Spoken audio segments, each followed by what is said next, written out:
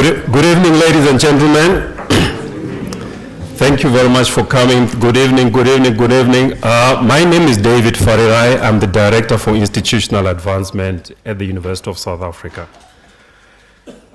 The University of South Africa, as a university that believes and promotes continuous development and continuous education, hosts alumni convocation lectures.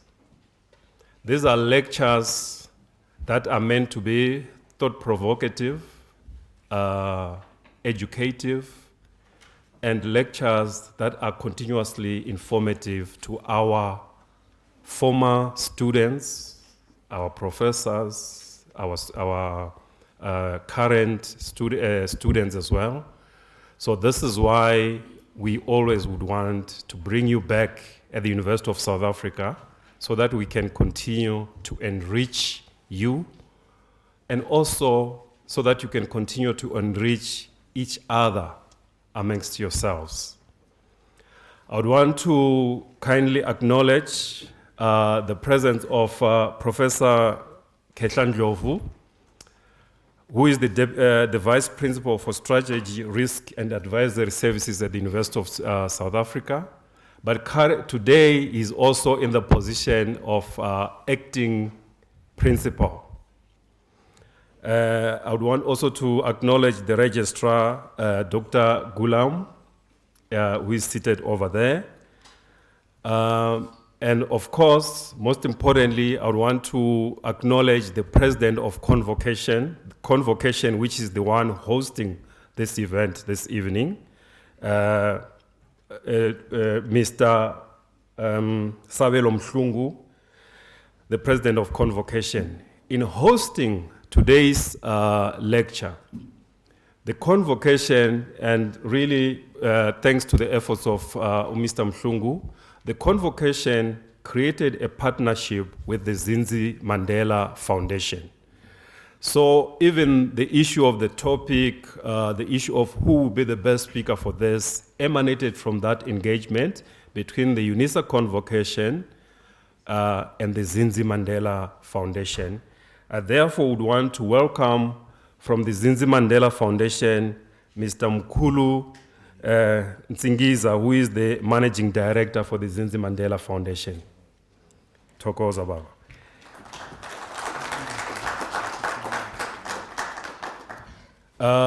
The person whom we identified to be, the best person to address us this evening, I'll introduce him properly at a later stage, but for now, let me just inform you of the person who will deliver the lecture this evening.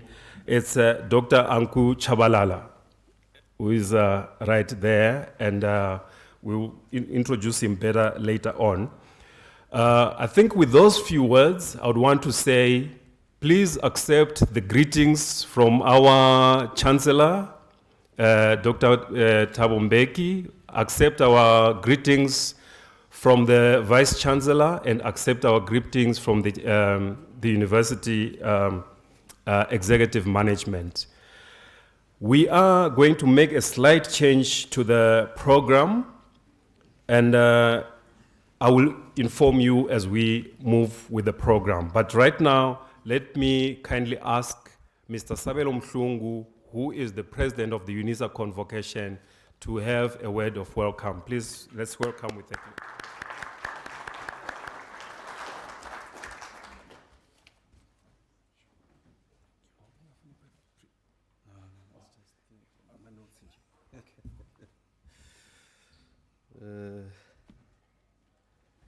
Sanibona siyaphila siyabonga. Thank you very much, Program Director Mr. Farere. I think my task today is to do a welcoming address. And I was introduced. My name is Sabelo Mhlungu, for those who don't know me. I happen to be the president of Convocation. Without any waste of time, I will just go through the small notes that I've made. I think importantly, I must acknowledge everyone who's present here, starting with Professor Ndlovu, who's our acting principal today, and also acknowledge Dr. Kulam, our registrar. I didn't pay proper attention. I'm not sure there are other members of management who are here today. If they are there, they are also acknowledged. Importantly, His Excellency, who's going to be giving us our lecture today, Dr. Chabalala, and the leadership of the Zinzi Mandela Foundation, led by Mkhulu, and fellow convocants, and all distinguished guests. Good evening. It is a privilege for me to address this important gathering hosted by the University of South Africa Convocation in collaboration with Zinzi Mandela Foundation, whose theme is Reintroduction of the African Calendar, bringing its foundation and structure to the new dawn. I'm honored to address an audience of eminent Africans who have respected this gathering, which seeks to speak to the rebirth of the African knowledge production. Fellow convocants, let me remind you that as far as the 14th century, Africa was thriving.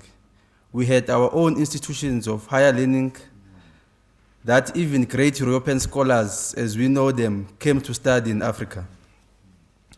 When Africa was thriving, the originality and intelligence of African scholars and educators was the basis of the European intellectual calabash of knowledge production as we reference and celebrate today. I want to make practical examples of what I'm trying to say. The so-called founding fathers of philosophy like Plato studied here in Africa. Pythagoras, who's described as the first pure mathematician, studied here in Africa. Hippocrates, the father of medicine, was also a student in Africa. They all studied in Kemet, Egypt. Therefore, Africa was the center of European civilization and produced today what is called the Great European Scholars. Therefore, we can safely say that knowledge production started here in Africa, where we had our own land, ran our own economy, and own our own institutions, where Europeans came to study. We were not only thriving, but we educated and civilized Europeans because we are applying our own African ideas and knowledge. But because of the weakness of European spirituality, instead of collaborating with us to further advance their knowledge, they decided to destroy African institutions and impose their own institutions, where they started the process of unlearning us. In the process of unlearning us, a great mental genocide was committed, and we lost our own knowledge, identity, culture, just to mention the few. Today, we are indirectly worshipping Roman gods because of the Gregorian calendar we are using. For example, the month of March is named after Mars, the Roman god of war. June is named after Juno, the queen of the gods. July is named after the Roman Empire, Julius Caesar. August, and so forth. We can continue. In contradiction to the Gregorian calendar, our African calendar is intertwined to nature, the environment, and the planet. For example, in the Gregorian calendar, March is named after war. However, in the African knowledge system, it is commonly associated with a harvesting period, to an extent that in South African context, which can be Zulu, Xhosa, Tswana, Pedi, Venda, etc., March is linked to a period of reaping and the land. Our African calendar was based on events and occurrences and was directly in sync with the environment, nature, and the Mother Earth. Now, the topic today is not only significant, it is critical because it exposes how we have lost our humanity, our ontological vocation and relationship with the land and the environment. We need to pause and reassess why, as Africans, we are hopeless, helpless, and landless because we have tried everything. In recent occurrence, the patron of Zinzi Mandela Foundation, Ambassador Zinzi Mandela, went to social media to rant and rave about the land question. Instead of supporting her as the indigenous people of Africa, we question her sanity and decorum. That was not pure coincidence. The epistemologic injustice as described by Professor Miranda is hidden in the words and language which restricts the African oppressed to analyze their concrete, objective reality, such as the calendar that we're speaking about today. This has left Africans out of tune with their umbilical cord that links them to nature, the environment, and the land. Fellow convocants, before Europeans stole and imposed knowledge production in Africa, we were far ahead of them. And now we have fallen from glory to shame. They are the first and we are the last. But it is not time that we try something different in order to regain our glory. Imagine if we could reclaim and assert the Kemen calendar and distance ourselves from the monstrous and war-driven epistemology that is associated with the current Gregorian calendar. Our relationship with our students from Europe and our colonial masters have been unfair, unjust, and cruel because it has stripped us of our humanity, dignity, and memory of how to be. Our continent is a wealthy continent, yet the children are poor both spiritually, materially, and worship false God. How do, as people, reclaim our land, create wealth for our communities, fight poverty, fight black-on-black violence, fight individualism, fight self-help, etc., when we have been despiritualized from our truth about our greatness? To those whom we taught at Kemen took everything from us, and as students and scholars, it is indeed the time that we reclaim our humanity. With those few words, I would like to welcome everyone, and we look forward to a very progressive and healthy engagement. Thank you very much.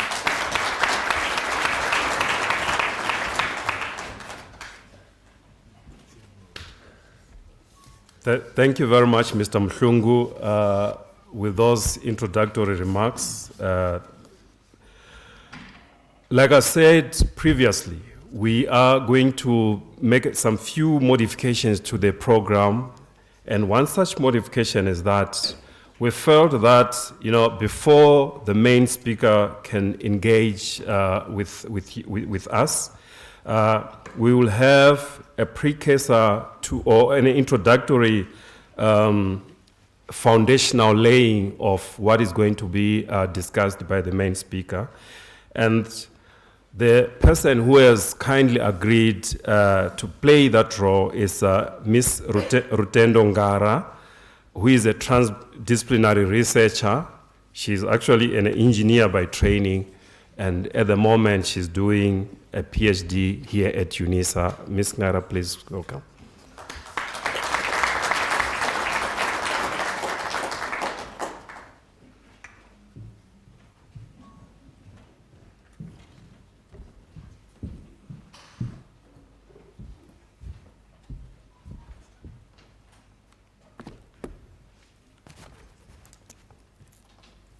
The President of Convocation, Mr. Mhlungu, the Managing Director of the Zinzi Mandela Foundation, Khulu Nzingiza, the keynote speaker, Dr. Ank Chabalala, Program Director, ladies and gentlemen, good evening.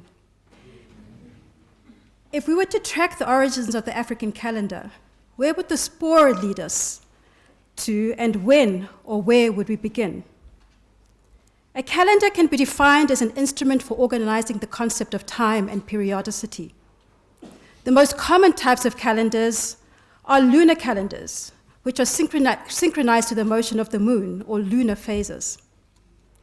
There are also solar calendars, which are based on perceived seasonal changes and synchronized to the apparent motion of the sun, and therefore to the seasons. These are not linked to the phases of the moon, and the division into months is purely nominal.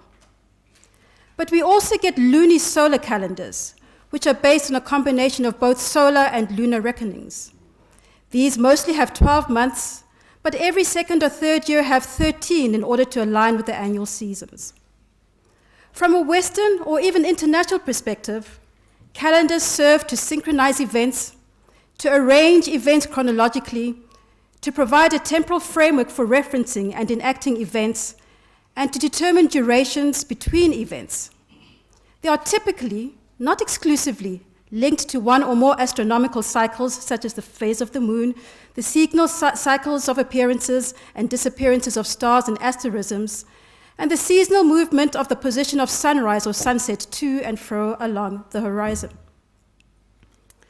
Calendars have provided the basis for planning agricultural, hunting, and migration cycles, for divination, prognostication, and for maintaining cycles of religious and civil events.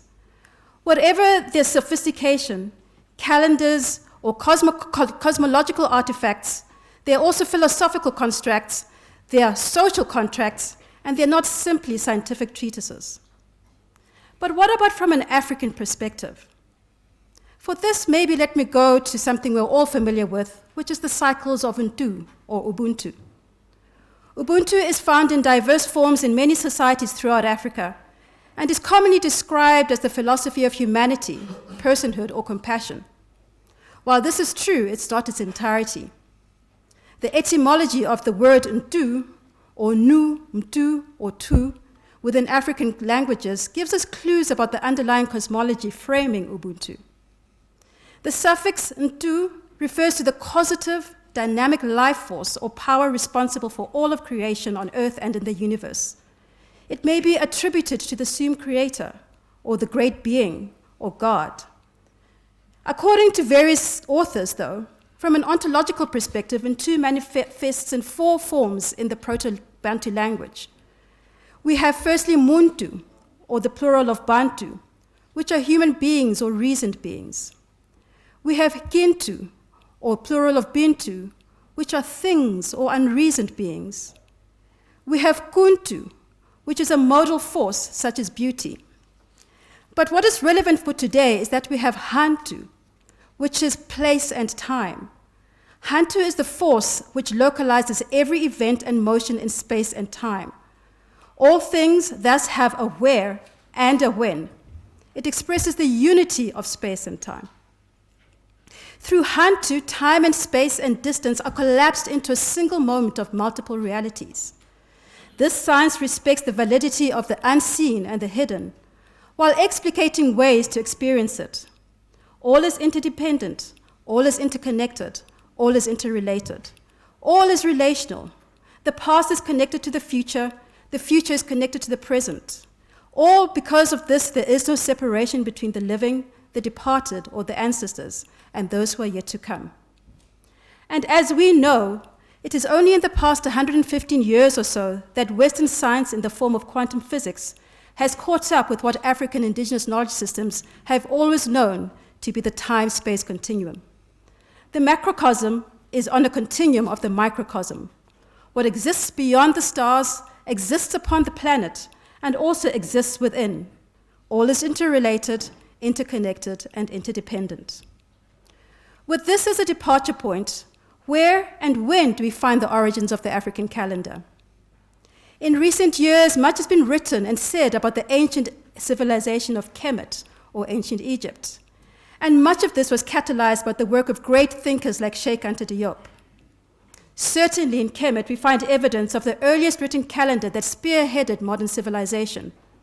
So advanced was Kemetic reasoning around time and space that different systems existed, including a stellar calendar system for agriculture, a solar calendar system of 365 days for civil administration, and a quasi-lunar calendar, which was not only able to predict agricultural events, such as Aket, the annual flooding of the Nile, Peret, or growth, or Shemu of the harvest, but was also critical to festivals and spiritual observances linked to the principal archetypal energies or deities of ancient cosmology. But I'd like to go much further back than that. Perhaps you could travel with me to a place not too far to where we are today in space, but in human terms, a far distance in time. We would take a 350-kilometer journey on the N4 East to the Makonjo Mountains, or the Barberton Greenstone Belt. Rising 1,800 meters above sea level, the Barberton Makonjo Mountains became famous in UNESCO's eyes just over a year ago, in July 2018, when they were declared as a UNESCO World Heritage Site. But what is special about the site, not so far from where we are today? The Barberton Makonjo Mountains contain the oldest and best preserved layers of sedimentary and volcanic rock. These layers are estimated to be 3.6 billion years old, dating back to long before the continents as we know them existed today. These mountains also contain the oldest fossilized bacteria, determined to be 3.1 billion years old. Geologically, the eastern border of the mountain range is made up of the Kap Val Craton, which is the oldest piece of earth crust from the Archean period, containing evidence of some of the earliest processes of photosynthesis and providing evidence that Australia and Africa were once a single landmass. It is no wonder that this area is not called the cradle of humankind, but it is called the cradle of life. The earliest forms of life on this planet are a mere 350 kilometers away from Pretoria. Why is this important? We remember that according to the Bantu principle of Hantu, time and space collapse into a single continuum. It cannot then be surprising that a mere 250 kilometers from the Makonjo Mountains are the Lebombo Mountains, where in the 42-kilometer border cave that spans Swaziland and KwaZulu-Natal, the oldest calendar known to humanity was found. The Lebombo bone from Swaziland dates around 35,000 BCE and has 29 notches carved into it. 29, of course, is a prime number, but more importantly, 29 denotes the number of days within a moon cycle. Astronomical historians deduce that these recordings of the lunar cycle, but feminist historians deduce that these are recordings of the woman's menstrual cycle. These two theories are not mutually exclusive, particularly given that in most indigenous cosmologies, the moon is regarded to be a feminine deity. In this place, 350 kilometers away from where we are, the Stone Age recording of lunar cycles, multiplication tables, and prime number sequences seems less improbable when we note that some African and pre-literate cultures constructed solar observances to record solstices and equinoxes. The Lebombo bone is found within a stone's throw of the cradle of life, and found with other ancient artifacts of Bushman civilization. It is the oldest calendar and mathematical artifact known to exist. It is similar to calendar sticks still used by the Bushman families living in Namibia today. But what we realize is that the earliest African calendar lay within the cycles of the post-pubescent Bushman, Khoisan, or First Nations African women. The menstrual phase was the cycles of the new moon. The follicular phase was the cycle of the waxing moon. The ovulatory phase, the cycle of the full moon, and the luteal phase, the cycle of the waning moon. The earliest chronicles of Bushman or Khoisan rituals record ceremonies around the new moon, which are of unknown antiquity. What is also known is that the woman's menstrual cycle or new moon played a critical role in the spiritual and cosmological constructs of Bushmen of southern Africa over hundreds of thousands of years. We also find evidence of calendars and in the rock paintings and pictograms in caves around the area, but also those dotted around southern Africa. Some of them indicate comets or stars or other astronomical features. And in many ways, African cultures have tended to explain heavenly objects as legendary stories of legendary people or supernatural beings living in harmony with the heavens above. Now we may go back to the Makonjo Mountains and from there travel a mere 53 kilometers to a site known as Inzalo Yelanga, or the birthplace of the sun. It is commonly known as Adam's calendar and controversially suggested to be the oldest man-made structure or stone calendar in the world. Located in Mpumalanga, South Africa's Inzala Yolanga is a standing stone circle about 30 meters in diameter and has been estimated by some accounts to be more than 75,000 years old. Various astronomical alignments have been identified at the site, and it is possibly the only example of a completely functional, mostly intact megalithic stone calendar in the world. The monoliths are aligned to cardinal points, north, south, east, and west, and are perfectly aligned to equinoxes and solstices. This demonstrates a solar calendar, whereas the Lebombo bone demonstrated a lunar calendar.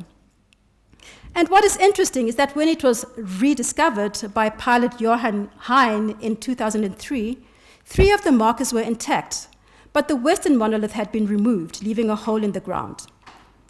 It was later found off-site and was described by the great Sanusi Credo Mutwa as an ancient initiation site.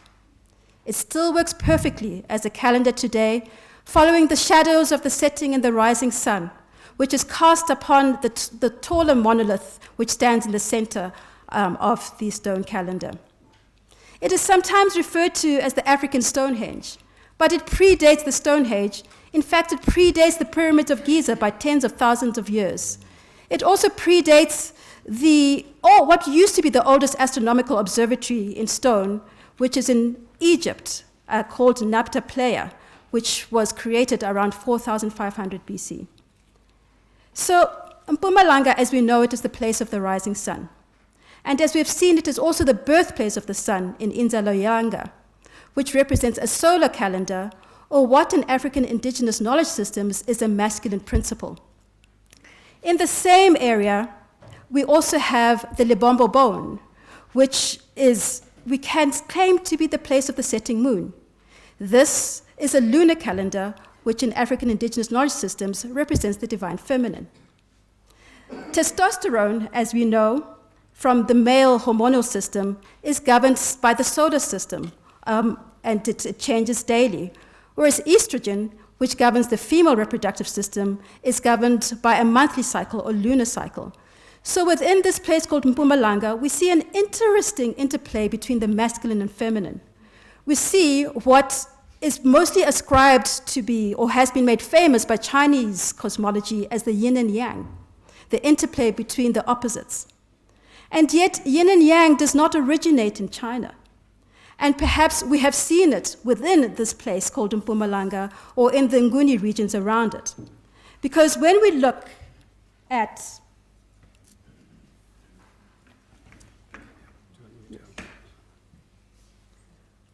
you can just hold it like that. When we look at what is common known as the Swati shield, we both see the elliptical shape, which represents the elliptical movements of the stars.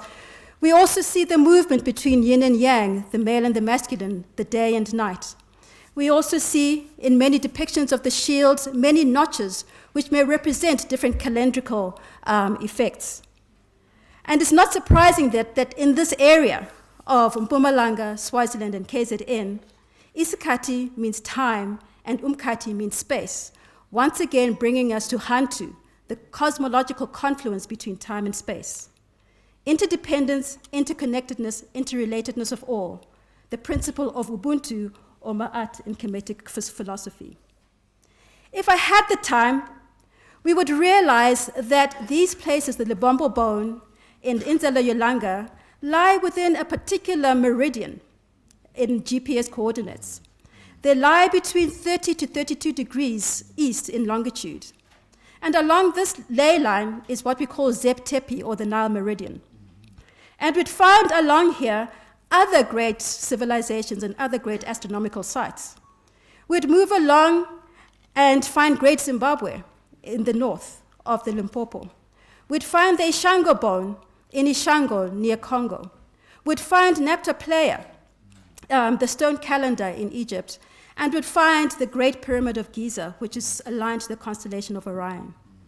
True to Hantu, or time-space continuum, locality is critical to the African calendar. We note that the calendar was not simply a time scheduling device, but also a place scheduling device. Each calendrical place was defined precisely according to its location, not only on the planet, but in relation to other time-space localities and in relation to other solar and celestial bodies. So we must ask ourselves why our ancient ancestors placed these calendars where they did, and why along Zeb Tepi or the Nile Meridian, the Nile Meridian of first time. What deep knowledge oscillates, in this case, along this meridian, and what is left to be discovered? My hunch is that there's still more to be discovered if we have ears that see and eyes that listen. I often think our African ancestors and the archetypal spiritual energies that unite us all have a wicked sense of humor, as they are forever working intricately with time and space to shape the outcome of events. It is not surprising then that this convocation lecture is held in the radiant light of the full moon that came in at 23:38, just before midnight last night. Nor is it surprising that this full moon was accompanied by a partial descending nodal lunar eclipse, prompting many of us to really reflect upon the cycles of the moon. Even less surprising is that according to the Kemetic, and in particularly the Osirian calendar, this full moon falls in the cycle of Sekhet, the deity or archetype that controls time, destiny, cycles, limitations, and the 50 units of power. What may be surprising, though, is that the full moon eclipse of the 16th of July coincided with the 50th anniversary of the launch of NASA's Apollo 11 space mission, which supposedly landed the first humans upon the moon in 1969. For many years, Western history concealed the fact that the breakthrough calculations to achieve this mission were done in a small, hidden, concealed room, underground room, by a black African woman called Katherine Johnson. She was part of a team of black female human computers who, though they were hidden, spearheaded many of the Western world's developments in physics, astronomy, mathematics, and computing. This cannot be surprising if we track our tracks back in space-time to the cradle of life in eastern South Africa, where women carved the first calendar known to history, or herstory, to tally not with the cycles of the moon only, but also the cycles of the celestial bodies above. The African calendar is not only a system for organizing time and planning potential events. The African calendar, if we resonate with its vibrance and dance to its rhythm, is a tool that gives us a window to our individual and collective destiny. It is a divination tool, an oracle, a portal into the ancient future. I will end with another event we cannot ignore today, which was the passing of the legendary musician Johnny Clegg yesterday on the full moon eclipse. While he may not have been of a race or gender that is the same as mine, he carried the spirit of Africa in his DNA.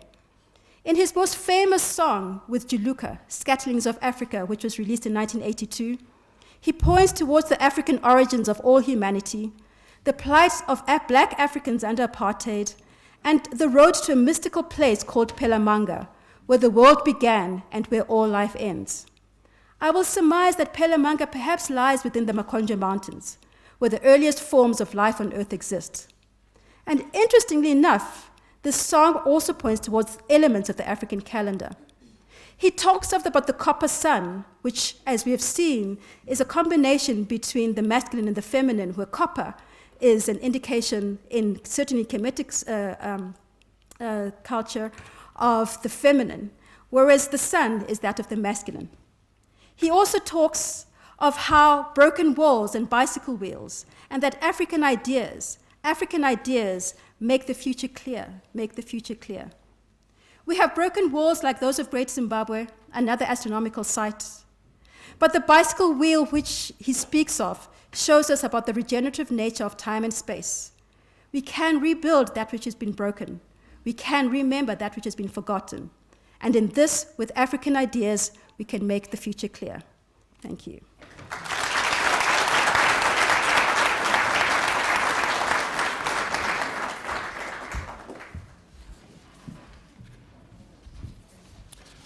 Wow.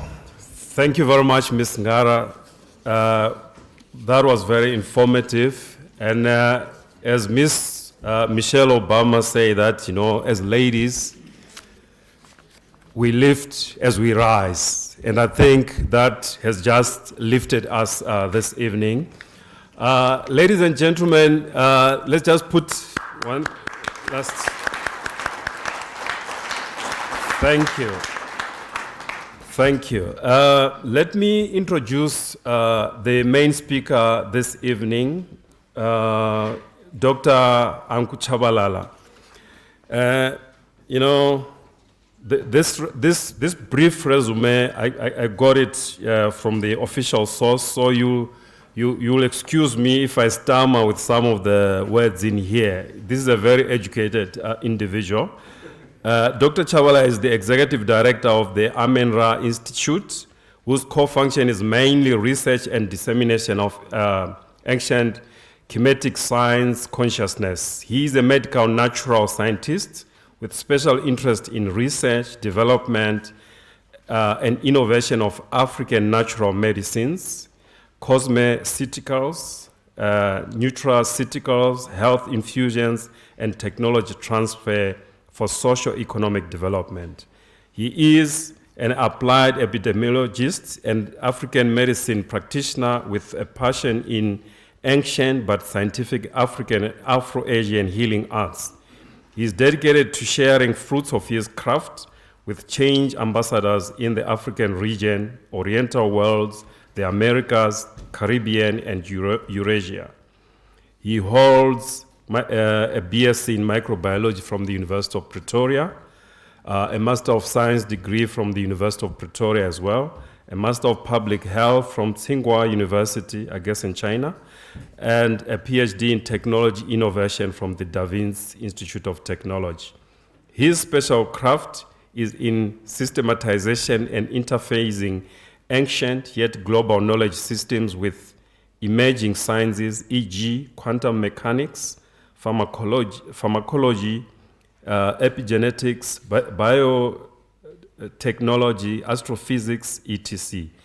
And he is also the current National Director of the Indigenous Knowledge-Based Technology Innovation Unit of the Department of Science and Technology. Dr. Chabalala.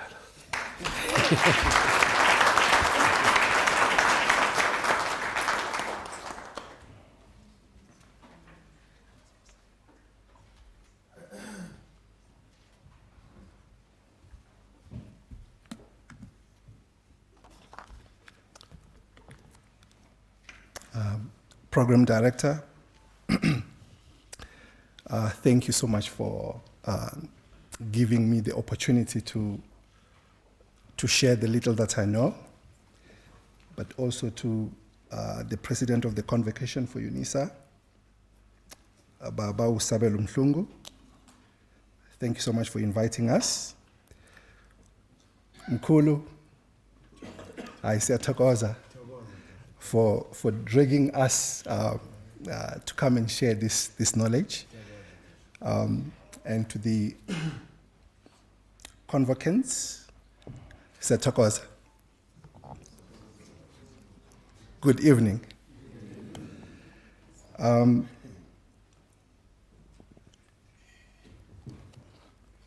From where I come from, we also say Hotep. The theme that I was given to talk about is not an easy one.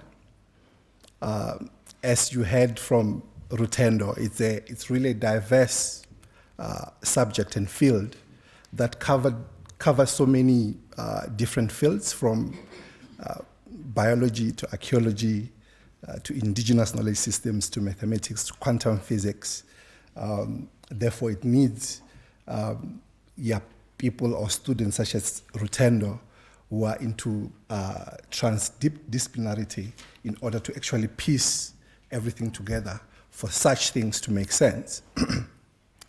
The brief that I got from Baba Nsingiza was that I won't talk about the Bantu aspect of the African calendar. That's what he's going to deal with. But also that I shouldn't waste time, since we don't have enough time, I shouldn't waste time talking about the history of the current calendar and its pitfalls that is stemming from the Roman times all the way through the advent of the Arabs and the mess that we have inherited as a calendar, which actually controls our time today. Also, I'm sharing what I'm sharing with you, of course, not as an astrophysicist, but as a medical scientist who has interest in things like this, but also as an initiate in the ancient Kemetic system as a craft. What is the genesis of all this in terms of me coming here to talk to you? I think it stems out of a little paper that I wrote. It was a commentary on the book by one of my grandmasters called The Rise and Fall of African Civilization as Foretold in the Stars. This little piece that I wrote was actually picked up by one of your former colleagues here in UNISA. Unfortunately, he passed away. He was then my colleague at the Department of Science and Technology, now Science and Innovation. He was responsible for the Square Kilometer Array. I'd like to believe that most of you have heard about the Square Kilometer Array, or the SKA. The SKA, these are the dishes that are somewhere in the Northern Cape, and they look up in the sky to decipher what information can we pick up from the universe, dating back in time and making sense of the current time. That piece of paper was actually used to write a script for a play which was called Full Moon, which wherever they went, as they were bidding for us to host the SKA, they would play that play called The Full Moon, which actually foretold some of the things that Rutend was talking about. Now, let's come to how I met Ubaba. He came to, I think, a few classes that we're giving in Pretoria from the Amenra Institute, and I think I sent him that commentary that I wrote. And I think 5 years ago, he asked me to write a concept for the African calendar. How can we implement an African calendar in South Africa instead of being governed by foreign calendars? And I was very happy last year to know that that work was taken forward and a calendar was actually produced, and this is what he's going to talk about. Now, my job, I don't know if I can take this up. It looks like I can't. But my job then is to share with you the Kemetic perspective of the concept of time, or the concept of the concept of calendars. Of course, in 45 minutes, there's no way in which one can do justice, because the ancient calendars are very intricate. Thank you so much. Okay. They're very intricate. They've got like complex mathematical models, but also various tools that one will have to engage with in order to understand those calendars. So what I'll do is just to give you a sneak preview, but also a taste, so that maybe, like me, you will have a little bit of taste, and in your own way, go and start investigating some of the things that our ancestors actually left for us. Yes, starting from what happened in Mpumalanga, all the way to North Africa, to Kemet or ancient Egypt. I decided to call this Nehe and Merket. Nehe in ancient Kemet, or the language that we call Medunete, or divine speech, which is an ancient African language which we have actually lost. And there are those who are saying that 75% of most of the Bantu languages that we're using today actually they are derived from that language, even though it was derived from some of the Proto-Bantu languages. So it's almost like we gave birth to Medunete, and then it gave birth to the languages that we're using today in Southern Africa.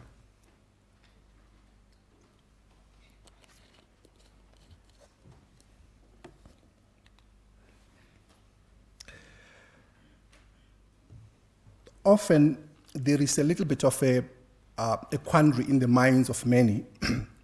Why do we keep on talking about ancient Egypt? What is the connection between ancient Egypt and South Africa? I prefer to call this part of the world or of the African continent Azania. And just as we're talking about the calendar, I hope that will also change the name of the country sometimes in the future. So I'll talk about that just to show you a little bit of the connect, so that you don't feel like there is an alienation between Egypt and Southern Africa or the rest of the African continent. When it comes to ancient Kemet, especially even amongst the African scholars or those who are interested in Kemetic studies, whether it's those who are pursuing Kemet as a path, as a spiritual path or as a history, there is the danger that with it there is a lot of, I don't have the term, but a lot of pseudosciences, if I may say that. The connections don't make sense. The connections are not systematic, they are not scientific. So I would like to take us back to what our ancestors said in terms of us talking about some of these ancient things or knowledge development in general. Then I'll move on to just share with you a few of the ancient, what I call the timing systems or calendars. As I said, I won't go into detail. It will just be a sneak preview and end up with a call for action, a call for some of the practical things that we can start doing either as individuals, but also maybe things that we can do in order to have an impact on the South African policy, that at least someday they will accept the African calendar and we start living by that as Africans. But I won't really go deeper without recognizing some of the great scientists that actually walked the African continent. And the first one being Imhotep. Most of you will know him as Imhotep, who was a multi-genius, a mathematician, mathematics being the essence of all sciences. He is the one that built the step pyramid of ancient Egypt. He was a physician, he was a prime minister, he was an astronomer and architect. He was many things, meaning that to you, especially those who are coming out of a university, don't be discouraged to master many fields. And I'm happy that this university deals with transdisciplinarity. Some of us, when we were going through university, were told to specialize in a particular area. And with that, then, we use as instruments of antagonism, let's say, between the natural sciences and the social sciences or humanities. Often in this field, we never hear about the women of the time. There was one woman who was actually a gynecologist, Merit Ptah, who lived around the same time as Imhotep. And actually there is another one called Peseshet. She's a little bit older than Imhotep. She was also a gynecologist and a royal chief physician, meaning that she was the chief of the royal doctors, the doctors that were dealing with the kings and queens of the time, but she was overseeing them. So I like to concur with Rutendo that when it comes to the sciences, this is the space which in ancient Africa, this is the space which was actually owned by women. And we need to recognize that. In South Africa, women in science, it's still a travesty. And I hope these things will start changing as we go along. I feel these two individuals have actually encouraged me in so many ways. When I read their stories, when I look into the work that they have done, I feel encouraged to do the work that I'm doing at the moment. The connection. There are many things that we can do in terms of connecting the relationship between those of us who are in the South and ancient Kemet. Last night I listened to Baba Nsingiza on YouTube. He was being interviewed, and he mentioned an order of the ancient ones called Bonaba Kulba Sekemo, who apparently they lived around KZN, and one of the sages that lived with amongst these people was called Makanyezi.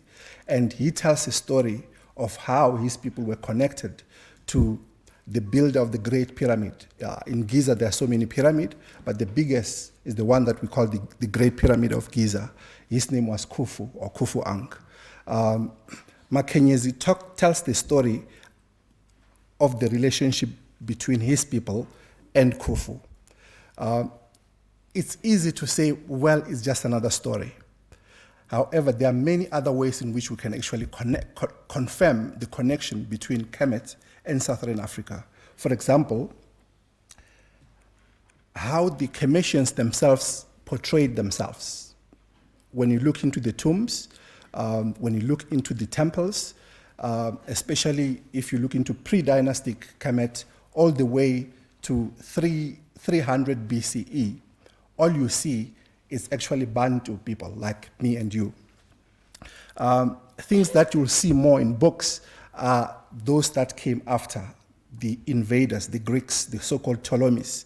These are the ones that you'll see more often in most of the books, the light-skinned ones, and these are the ones that often archaeologists would like to go and dig in areas that they invaded and say, we told you ancient Egyptians were not black. But you have to ask them, where did you dig? What is the time frame in order to tell what is it that they were talking about?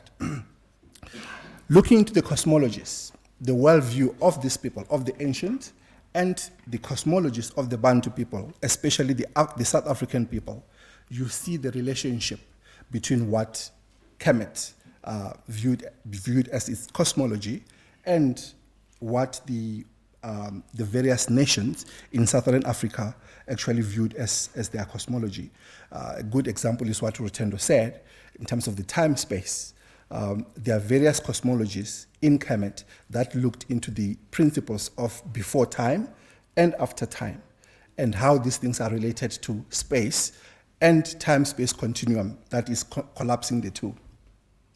Archaeology, of course, I've mentioned that. The pictures that I have here, you can see this is 3rd dynasty Kemet.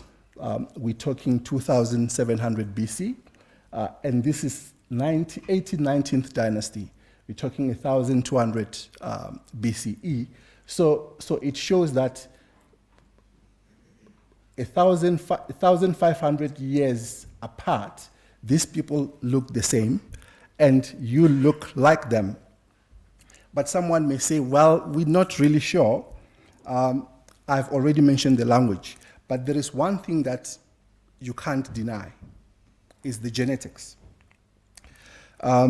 Maybe before I go into the genetics, around the 19th dynasty, there was a king, a pharaoh called Seti.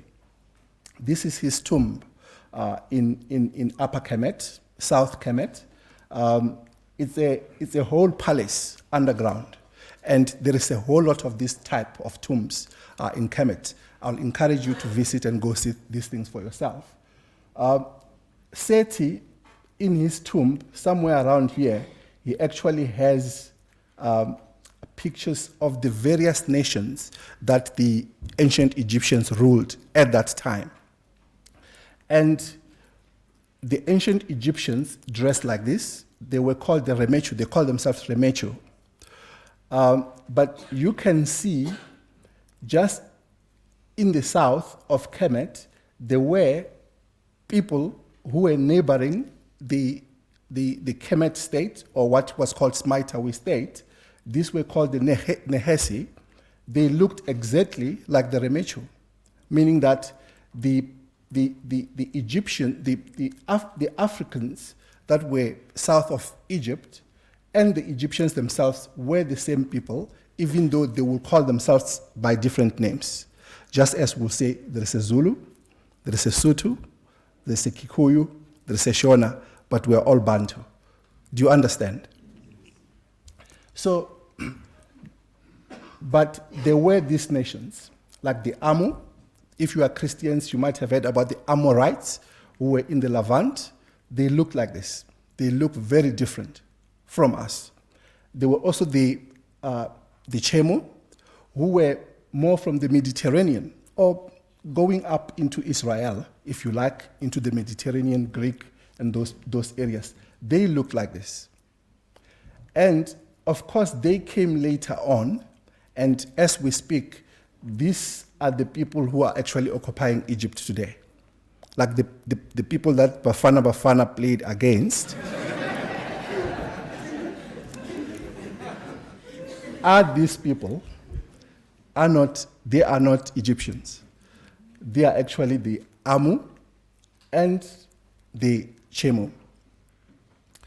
But they have displaced us and they call themselves by our name. Similarly, in South Africa, the Boers call themselves what? Afrikaners. And then us, something else, right?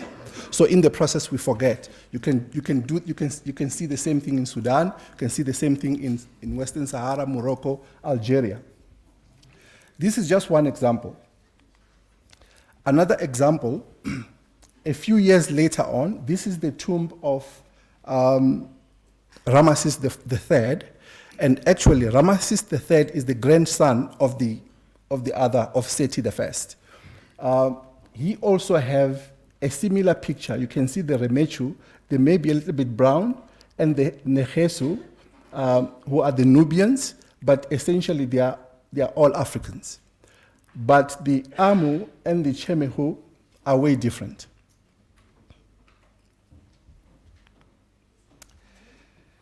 There is one thing that you can't deny. That is the genetics.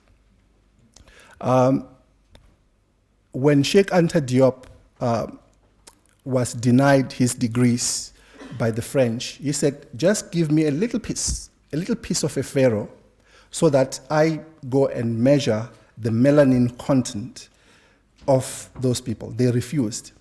Little did they know that later on, there will be a lot of African scholars like Soy Keita. There are so many of them now who are geneticists, medical doctors, geneticists as well, who managed to then win the war, got the flesh as parts of the mummies. Like, for example, most of you might have heard about Tutankhamen, the boy king, and his grandfather. This is Amenhotep III. This is the husband of Queen Tiye, the one that is purported to be coming from Ethiopia. More often they'll say she was just a commoner, she was not from royalty, and she married Amenhotep III. So Amenhotep III, his grandson, and some of the royals of the time, of the 18th dynasty, scientists managed to go and take the flesh of these people and looked into what is called the Y chromosome. When you measure the Y chromosome, when you investigate the Y chromosome, you look into what we call the haplogroup. The haplogroup tells you who are the ancestors of these people, but also who are the descendants. You can tell the common ancestry of the nation of people.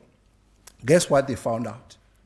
They found that the maternal likelihood index, meaning that the likelihood that the ancient Egyptian came from Southern Africa tops all the other regions of the world. Often we are told that the ancient Egyptians came from the Horn of Africa because people want to, say, well, they were Yemeni or maybe related to the Arabs, so they will say they were from Ethiopia, Somalia. However, the genetics says, no, these people came from Southern Africa, and actually their descendants, you find them in Southern Africa. In these articles here, they even list the names of the countries: South Africa, Zambia, Zimbabwe, Angola, Mozambique, because they came here and took some of the blood of our people and measured that. Do you know that they actually constructed the genome of Bishop Tutu? Do you know that? Okay, it's some hideous stuff which I don't necessarily support, but with this kind of science, you can actually you can disqualify the lies that they've been telling. So what I'm saying is that with that science, if we looked into the ancient Egyptians, we can say Bishop Tutu is the descendant of the ancient Egyptians of the 3rd dynasty all the way to the 25th dynasty, meaning that he is the direct descendant of those people. And Bishop Tutu looks like most of you. And the haplogroup is called E1B1A. All of us here, if we were to do this test, will come with that. The people from the Horn of Africa, that is Somalia, Ethiopia, are E1B1B. Little bit different. And you can tell they are more olive, their hair is a little bit more curly.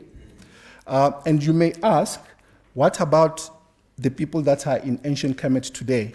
Their haplogroup is J. You can see where the haplogroup that I'm talking about is distributed today, but this part of the world, their haplogroup is mainly J. In South Africa, the First Nations, most of them are haplogroup E, just like us. I mean the Khoisan people, they're just like us, but also there are those who have haplogroup A, B, and D. Little bit different, but there is a relationship there. And you can go and read for yourself from this inventory databases of the Biomedical Central Evolutionary Biology. There is a lot of this information which then dispels the lies that have been told. I just wanted to take that part out of the way so that you also know yourself better by something that cannot be denied. It's in your blood. Secondly, as I said, that when we talk about Kemet nowadays, when you read the books or when you go to conferences, when you listen to people, because it's a hyped up topic, it's important for one to be scientific and systematic. That's what we have dealt with. But also when you have to deal with any future knowledge, it's important to be systematic. And now I want to invoke the spirit of Mesu. Mesu lived 1600 BCE. He was a mathematician. The West will say when you see someone sitting like this, he's a scribe. It's not necessarily a scribe. When you see someone sitting like this in Kemet, he's a scholar. It's like a professor, like yourselves. It's a university professor. He's learned. That's why he's having writing implements. Mesu was actually working on this document.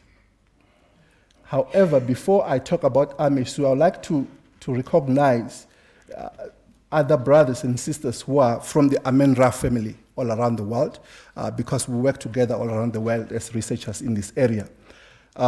This group also does the same work that we do, so this picture belongs to them. And what we're looking into what the ancient Kemetians called Tep Hesep. Tep Hesep simply means the correct methodology. And you know here, as students, when you do your work, the biggest question is, what is your methodology? Because we want to make sure that whatever information you're sharing is well controlled and you're not making things up, because it's easy to make things up. So, Amen-Ra squad up, that's what they will say when they meet and talk. Mesu was actually copying this papyrus. It was an old papyrus which was written during the time of Oser-Ra, that's the pharaoh of the time. This pharaoh lived 1,850 years before Mesu, and Mesu lived the time of Ni-Ma'at-Ra. This is the pharaoh of the time. So we know when we look into the king's list, we can tell when this king, Oser-Ra, ruled and when Ni-Ma'at-Ra ruled. And there is a space of 200 years between them. So he was copying for preservation. He was copying this papyrus, which is often called the Rhind papyrus or the Rhind mathematical papyrus, because it's locked somewhere in Europe by the Rhine River. In this papyrus, the originator of the papyrus, actually, it is said that this papyrus comes from Imhotep himself. So this papyrus is the message, the knowledge that comes out of it was actually 1,500 years older than this gentleman, because Imhotep lived 2,600 BCE or 2,700 BCE. In the papyrus, it is said in the beginning that you must discern all the correct methods of reckoning what is true. And secondly, you must discover systematic processes of revealing the unknown. And everything, basically everything that is concealed or everything that is secret will be revealed to you. And they go on to say there should be a process, there should be steps that you take when you produce knowledge, when you do that tap-hesep thing, which to me, this is actually the origins, the African origins of scientific methods. That it's important to begin with the problem. Tap means begin. You might have heard Rutendo saying Zep Tepi, and Baba also talks about Zep Tepi. So tap is to begin. It's a primary thing that you need to do. So begin with identifying the problem, then clearly articulate the problem, conduct a systematic inquiry, not haphazard inquiry. Examine all evidence that you find, then circumspect all the knowledge that emerges from what you actually found out, and then come up with true knowledge, true solution out of what you came up with. Then you can rest because you have been precise. So basically, tap is the beginning. Chat is it also means to articulate, to say. Pet air, it means you check. Seshemt, it's related to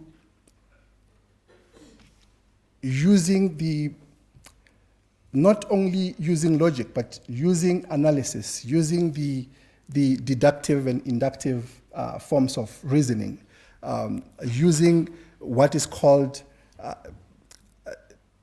congregative thinking. So when you actually combine these forms of thinking, you are actually being circumspect, meaning that you're standing on top of the pyramid and you can actually see everything. You're examining everything. Only then can you say khepel. You can see things that are emerging, and rakhet is to know. Then you can know the truth. This is scientific methods. This is what they teach at university. You must have the problem, come up with the hypothesis. What is your null hypothesis? Design the experiment, analyze data, and conclude and recommend and do some work on the basis of that. Basically, this is what happened. And when it comes to the calendars, I thought I should use that system so that I don't make things up. I should just talk on the 7 points, just showing you what are the calendars, what is a calendar, what are the African calendars from the Kemetic perspective, what was their cosmology, the various types, as I said, what were their functions, what is the knowledge that comes out of that, why did they use this, why did they come up with these calendars, and then how can we apply them.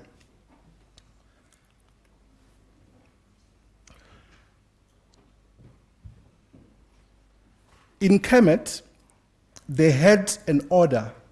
There was an order of brothers and sisters who were just trained to watch, to observe the skies. This group of people were called the Unwetu. Sometimes it was a family that was just known to be the observers of the time. So it wasn't just anybody who would observe time.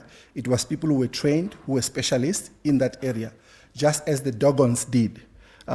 In the Dogons tradition, there are families that are actually trained to do that. When I was in Kenya, I met some of the people from those families. They don't have an iris as we have. Basically, their whole eye during the day is like black. But at night, it changes, and then it's easy for them to actually see the skies. Because when these people are born, when they're still young, actually the children don't even see the sun, maybe for 5 years, I'm told. But I met one brother who was like that.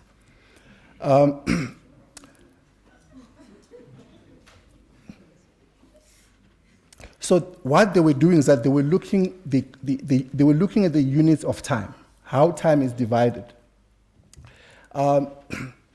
And I think it's important for us to consider that the calendar that we got, as I said, from the Romans, from the time of Romulus, and the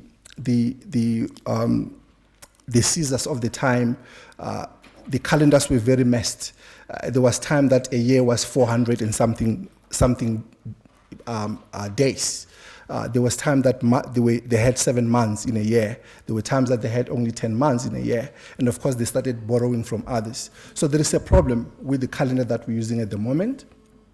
But I should mention that the word calendar comes from a Roman word called calend, which meant the first crescent, just the first day of the moon when it comes out. That day is very, very important because it marked the first day of the month. What is happening today? The first day of the month could be at full moon. It doesn't make sense. There is no way in which we can then follow that cycle. That's the problem that we're having. Secondly, I think Rutendo spoke very well about the Lubombo bone. This is how it looks like. But what's interesting about this bone is that it comes from a baboon. And fast forward 1,000 years from 35,000 BC, fast forward into ancient Kemet, we found that the priesthood of Amen-Ra, or the Osirian priesthood, the various priesthood, they used the baboon as the watcher, as a symbol that actually watched the hour.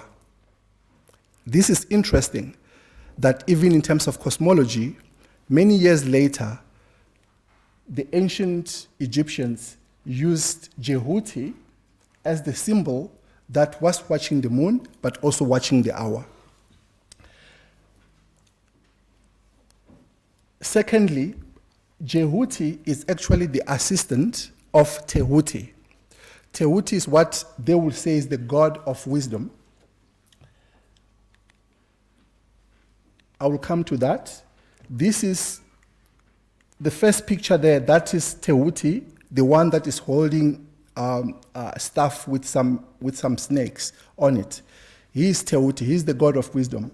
He works with Jehuti, so the baboon always accompanies him, and actually he is the one that is considered to be the archetype of science, of wisdom, of astronomy, astrology, medicine. All the sciences and arts that we know are actually coming out of that archetype. So what does this mean? It means that those who started to design the various calendars, they actually looked into Tehuti and Jehuti as their inspiration. Maybe I should start here, that in ancient Kemet, they had the nomenclature for their calendar, for their units of time, meaning that they had the great year, which was roughly 26,000 years, and also the smaller great year, which was 2,960 years. They had what they call the Renpet. The Renpet is the 12 months, the normal 12 months, or with 5 days, which made 13 months a year. And then the Abet was the month, then Heru was the day, and the Unut was the hour. So they actually managed to do everything from the great year, the great age, until the unit, the second, even though their hour was variant. Thank you. Their hour was variant. Their hour was The day was 24 hours, but sometimes, as you know, like now in winter, the day is shorter.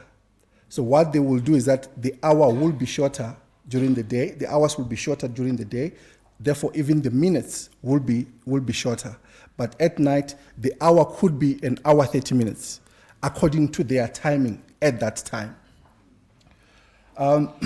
What did they use?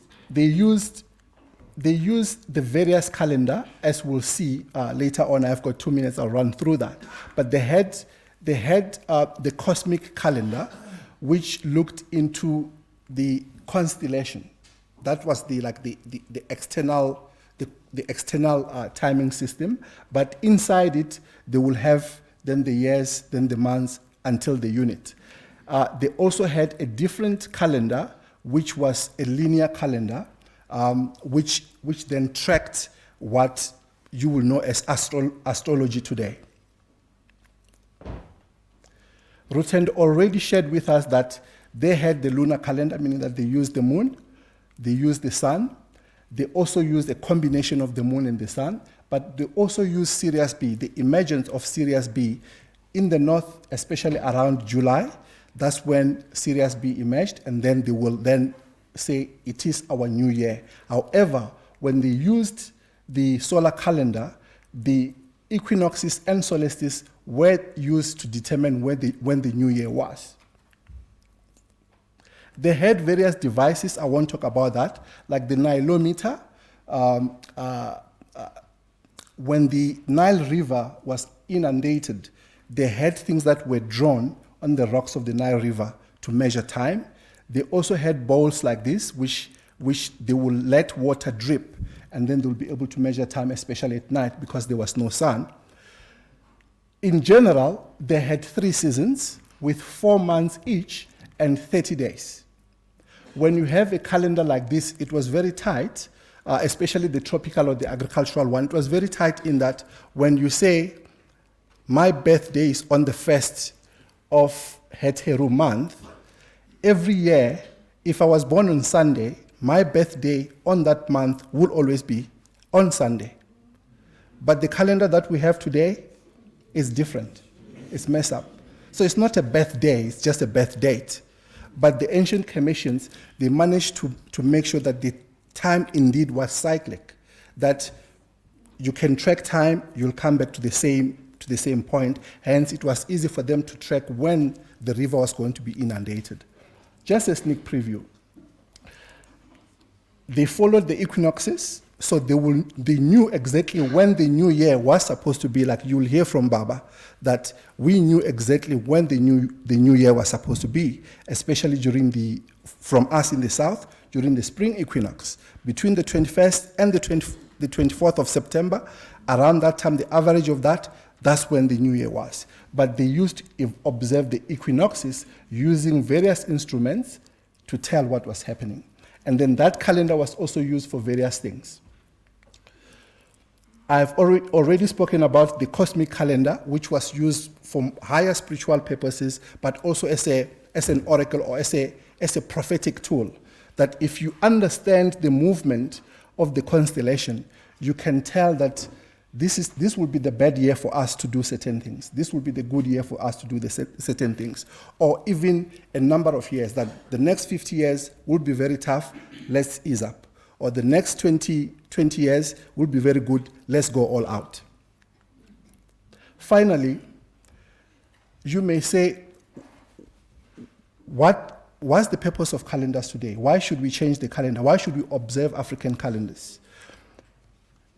Here is the baboon again. Lubombo bone comes. This is called Meshkanet. In ancient Kemet, every night you weigh your heart. You ask yourself, did I do good today? And then you pledge, tomorrow I'll do better. This is Judgment Day. This is our Judgment Day. But with it, you can see the baboon was right on top of the scale to look whether your heart was telling what is true or whether your heart was light. As we said, the baboon was very, very precise. No wonder those women in Lubombo, in Mpumalanga, use the fibula of the bone to measure time, but this time is the internal time. Are you doing what is right? Also here are the 4 sons of Heru. The last one is called Happy, which is the river, the feminine aspect of the Nile River. Again, if you make it through the judgment, one of these children here is a baboon, which will invite you into heaven. So what I'm saying is that it's important for us to then observe this calendar so that we return back to Ubuntu or Ma'at, returned as already mentioned that, but also for social cohesion, but also for us as a nation to plan together. Often it's just parliament planning for certain things. We're never consulted. In ancient Kemet, when it was equinox or solstice, everyone stops and it was announced, we're going to meditate on 1, 2, 3, 4, 5 for the next year. So everyone knows that in their prayers, we're praying for rain, we're praying for 1, 2, 3. And finally, long-term vision. There was no way in which our ancestors could have built that civilization if they didn't, as a collective, say, this is what we're going to do, and everyone else is going to participate. No slaves ever built Kemet. Thank you so much.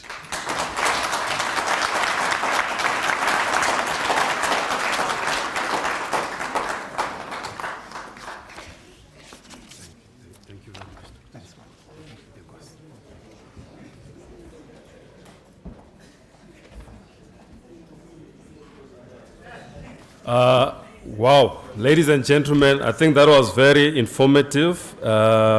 If you have managed to make sense out of it, but I guess this is the tap of knowledge, the beginning of knowledge. Okay.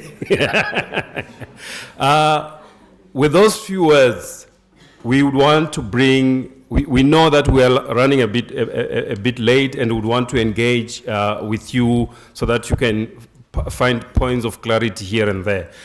We would want to bring the last speaker, Ubabu Untsingiza, and him and I have agreed that I had initially given him 10 minutes, but we have negotiated that we will now. I'll be less generous with time with him. Babu Untsingiza. And he's basically coming to give us sort of a wrap-up and the concluding remarks in relation to what we have heard so far. Thank you.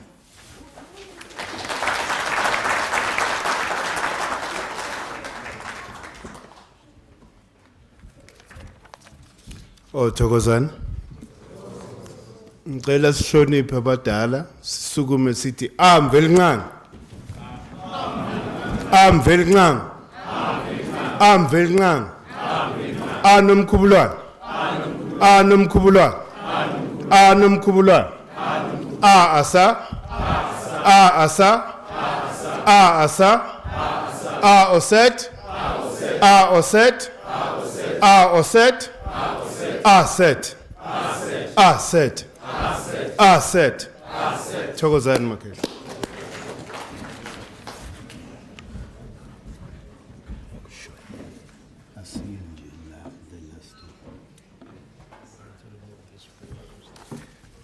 Ngizobeka nje just briefly the intentions of the foundation, why we are on this journey that we are in. Into esihluphe kakhulu ukuthi majority of the people in their own country are worse off. Socially, economically, culturally. And that is not a good thing for us as African people. Silagu manje, it's a challenge for us to even get here. If it wasn't for Umhau, Kababa, Umhlung, I don't think we'll be here. Because all doors have been closed. People are pushing Western philosophy above our own philosophy. What are we teaching in institutions like this? We are teaching, Western philosophy after all this. And all this time, sesikhululekile. There isn't one person who says, let's look back. Sibuke ukuthi besikuphi before the colonizers came here. So that is the journey esikuyo. And siyacela because ngeke ngasho kubaba ubaba David ngathi i-convocation and the convocants nginibona ezibutho that are supposed to facilitate change. You've got skills, you are trained. But now kumele sibeke i-vision ukuthi siyaphi as a collective yabantu abamnyama. We will never go anywhere, we will never achieve anything as long as it's a push lama division. Anybody who's articulate, they want to form a political party. That time is up. We need unity as African people. So that unity can only be achieved by practical programs. So e-calendar, it's one of those where we can all gather, around on the 23rd, welcoming our own new year as African people. Because this calendar affects everybody from Egypt to South Africa. So it is a Pan-African calendar that we need to reintroduce. As an example, nisakhumbula ukuthi uSeptember yini ngesizulu ngesixhosa ongesuthu. Nisakhumbula lokho? Niyabona ke makhehla. Siya regressa as we think ukuthi thina siya advance. It means ukuthi sikhabula into yeingane because abelungu yingane kithi. We educated them. Sibazalile. So asikwazi ukulandela abantwana. So we need to rise to the challenges. Sibuyele emuva. Sibheke nje ukuthi okhokho bebekuphi. In that ngicela nje ukuquote, uShikanta Diop, to me uligugu, because he gave us the scientific evidence and information to challenge the stereotypes abelungu. Ukuthi umlungu yingane kuwe eAfrika. Awuyeke ukuzehlisa ulokhu ulandela ingane. Be responsible and be a parent. Umhlaba uso because we've absconded our responsibility as parents of all these nations that we gave birth to. So makhehla ngiyacela ukuthi nina enikhona ninesabelo salento. Ngicela nizwe nenze. Asitransformeni UNISA to start with. This calendar must be adopted here. It is our right and it is the right of abantwana bethu to learn our things. Singayikhulumi nje lento kube theory when we have the power. Because if you don't do that, siqilaza generations to come. Sithi nabo abakhule under this colonized mindset. Angisakhulumi ke ngabaholi bethu. I-residue of a colonial mindset ibaphethe yababhayizisa. Manje it's time ukuthi thina as ordinary people, as Africans who can no longer bear this, to unite and fix this thing. And the politics ngeke isincede ngalutho, because all we do, we just want to say ukuthi mina I'm the best manager of your Western construct. That's all we fight about. When we now contesting for presidents and whatever, yini lento contesta kuyo, because it's a Western construct. Ubukhosi bethu siyabunyathela thina as African people. We don't see value. Now amangisi lapha hleli nobukhosi babo, but they're discouraging us ukuthi si reconnect with that spiritual power yobukhosi bethu. So it's time to rethink. And this is humble. We need to humble ourselves and go and kneel in front of a Makaba who still have this knowledge. Ukuze silunge as African people. Singathi masishonile ingane zethu zikhafulele our graves ukuthi nani. We are part of the selling out. What did you do? You heard, but what did you do? So ngiyacela Makhehla, ngicela namhlanje ngicela support yenu. Sike sizikhuphule as African people. Uzwa ulenduza. Uprofessor Shikanta Diop uthi ancient Egypt was a Negro civilization. The history of black Africa will remain suspended in the air and cannot be written correctly until African historians dare to connect it with the history of Egypt. Niyezwa Makhehla? The African historian who evades the problem of Egypt is neither modest nor objective nor unruffled. He is ignorant, cowardly, and neurotic. The ancient Egyptians were Negroes. The moral fruit of their civilization is to be counted among the assets of the black world. Please, Makhehla. Ngiyacela, let's make that commitment. Sonke esila. Let us work towards unifying Omnyama so that we are able to actually do these things that we're supposed to do. Thokozani. Ngibeke nje la.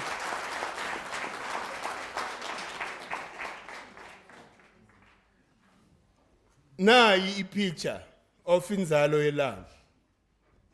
When we talk about the Zebtepi, lesempumalanga uKhehla bekhuluma ngayo. Nogogo lapha ekhuluma ngayo yiyo le. I would encourage ukuthi iUNISA adopted this because this is the beginning of science. This is the beginning of mathematics. This is the beginning of everything. And this confirms ukuthi civilization didn't start in Egypt. It started here. It was refined in Egypt. So there are so many ancient sites in South Africa that you, as an institution like this, have to put resources so that nifundise ingane. Niyekele ukufundisa abantwana bethu izinto zeingane abelungu, please. Lena this is the oldest written carved on the walls at Tendera. So labantu abasukela bayenze lento ngamatshe bahamba bayoyicover, same people bayoyicover le Kemet. So this links us. Is science le. The beginning of science, even the beginning of religion. Because ukuze sithandaza because sesingena kunkwindla. Inkwindla means ukuthi the sun is departing from us. Kumele senze ama rituals athize. When the sun is coming back to us during the spring, there are certain rituals we need to do. So a calendar is not just a nice picture or whatever. It controls everything. It's the beginning, yonke knowledge that we now know as African people. Okay, let me talk about the rotation yomhlaba, because siyazungeza ilanga thina. Sizungeza ilanga and inyanga izungeza thina umhlaba wethu. Manje ke uma la eSouth Africa kuyisama eEurope iwinter. Remember, there is what is called the imaginary line of equator. Idabula umhlaba kanje. Iseparator in northern hemisphere ne southern hemisphere. Manje ke thina iNew Year yethu iqala ngoSeptember. Angimazi futhi nalo September. Umandulo.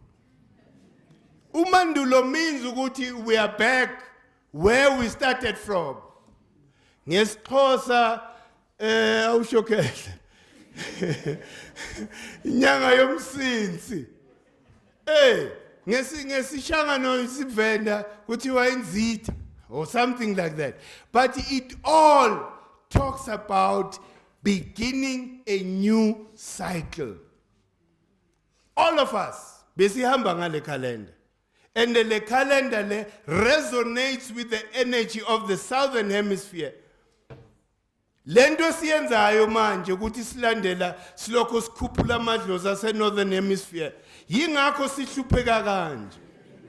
Ngoba kunokuthi sikhuphuka amadlozi ethu ngoSeptember wethu la thina hayi we want to partake eyintweni that we are not supposed to partake on. Yini Easter? Easter is a spring festival for the northern hemisphere. We are not supposed to partake in that because maku spring ngale ngapha yini autumn basiphambanisele. Even nalento Christmas Christmas yabo in the northern hemisphere. Our real Christmas is on the 21st of June. If you are to calculate manje ukuthi umhlaba uzungeza kanjani around the sun, and that is science. So asiyekeni ukulokho silandela without questioning. Nayi-ke ikalenda. Ikalenda lese si prepare ukuprinta the new batch. Yange ezoqala manje ngoSeptember. Njengoba nibona the first month lapha umandulo. Kepha what we did was that, remember ukuthi abathwa bayasizala. These are our parents. So sibeke bona lapha phezulu. The first name for uSeptember sibeka abathwa. Then thina ke silandela sonke la. And le calendar iqala ngoSeptember igcina ngo-August. That is the natural flow of energy yase southern hemisphere. So actually yithe siphambanisela because siya to the guillotine ukuthi anginqamule lapho. Hey, ourselves akekho umuntu ophethe igun la ukuthi hey ndoda hey iyalapha ngiyoginqa. Yithi we are volunteering all these things. So manje ke makhehla isikhathi asisekho, but I'm hoping ukuthi khehla ake nisinikezeni isikhathi nina, those people who are in position of power. Give us an opportunity to transform this university in terms of its content. Ningasvaleli ngaphandle as other people do. When you talk about anything that has to do nomuntu omnyama eJogo ngizokubona, please ngifonele kusasa.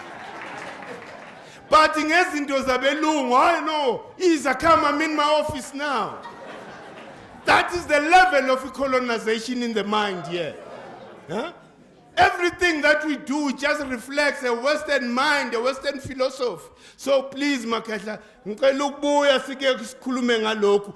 But on the 23rd of September this year, sisayiplana lento. I-intention yethu is for us to gather la a union building where our division was plotted and maintained.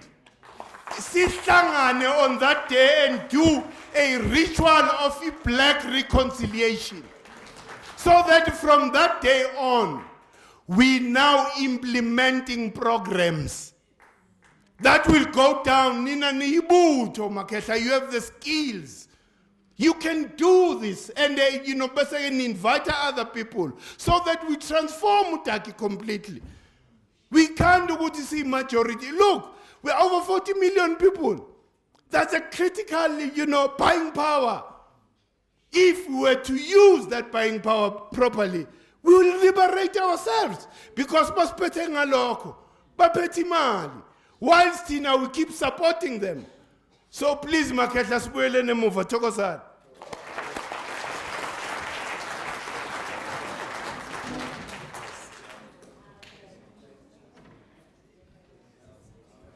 Tokozani Maketla, Tokozani.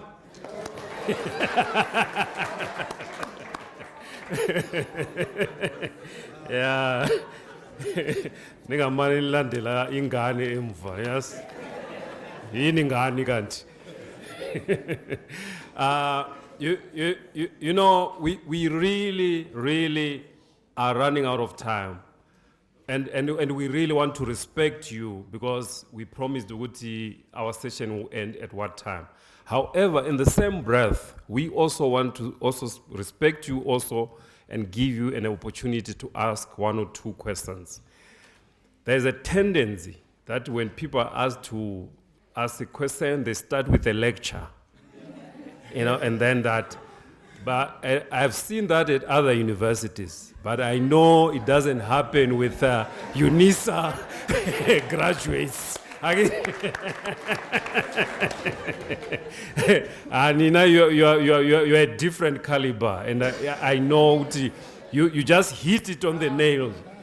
So, with that said, can we just entertain a few questions? Actually, can I kindly ask Rutendo to come sit here so that, in case they want to ask you as well, you'll be able to respond. So let's have a few questions, not lectures.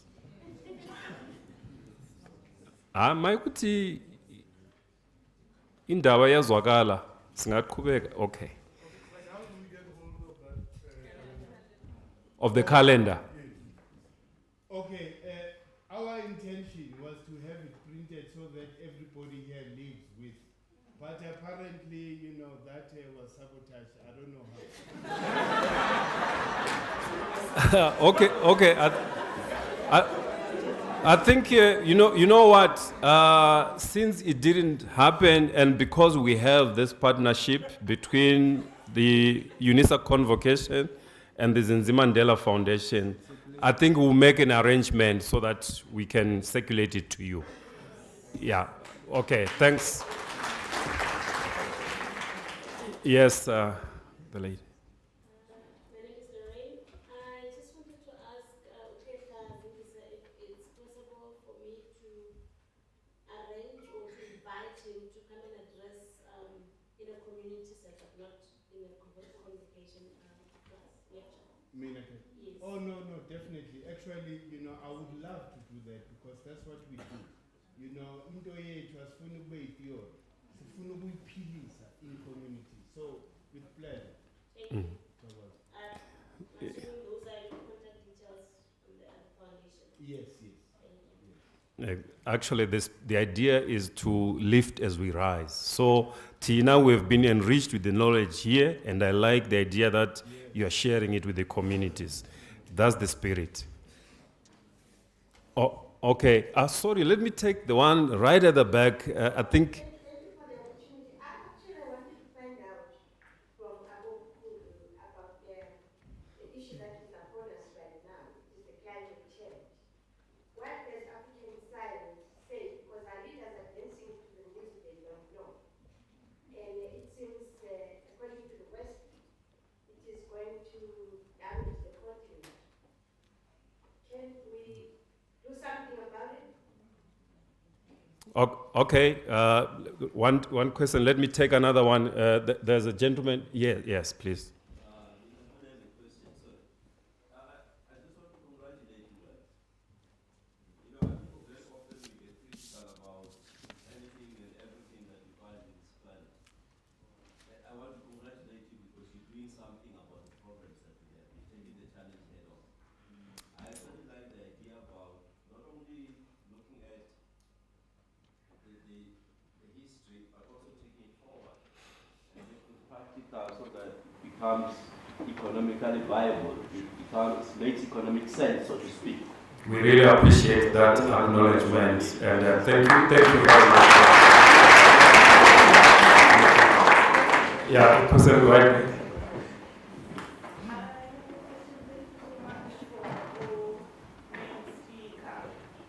This question about human and how you were able to marry it to how we do research in university. Yankataza kancane, only because masithi siyakhululeka towards our freedom. Should we not also be tapping into faculties that do not succumb to the systems that whose ultimate objective may be to channel and constrain and restrain and limit us in ways that are antithetical to our freedom and ways of coming to knowing that are not so circumscribed and prescribed by this thing called method. Oh, okay, thank you very much. I think if you don't mind, I'll give Mr. Gara that question. That question, and I meant to give Dr. Chabalala the one that asked about the calendar and the climate change. Okay, and who will take the one about climate change? Oh, you'll do that. Okay, thank you. Please, you can go ahead. On the climate change, maybe what I can share, is this being audible?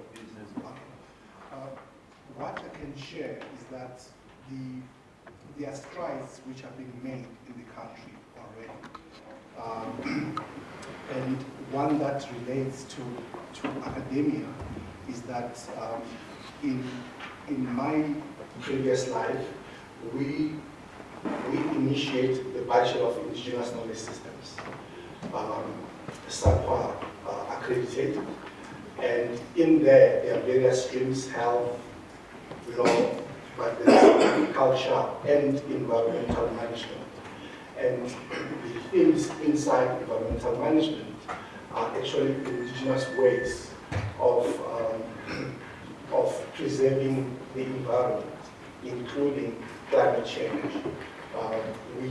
We also take students to meet the elders.